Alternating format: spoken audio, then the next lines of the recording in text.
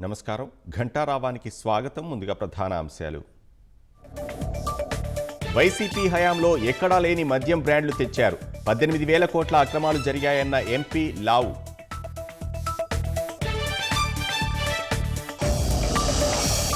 Cancer గురించి ఆందోళన వద్దన్న సత్యకుమార్.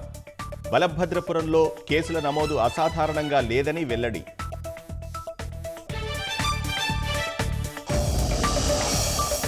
$5,258 కోట్ల బడ్జెట్కు టీటీడీ బోర్డు ఆమోదం. శ్రీవారి ఆస్తులు కాపాడటానికి కమిటీ ఏర్పాటుకు తీర్మానం.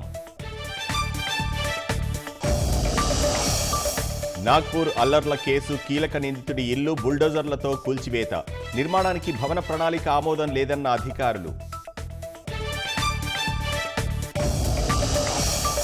కొన్నేళ్లుగా F1 వీసాలకు కత్తెర వేస్తోన్న అమెరికా. గత ఆర్థిక ఏడాదిలో 41% దరఖాస్తుల తిరస్కరణ.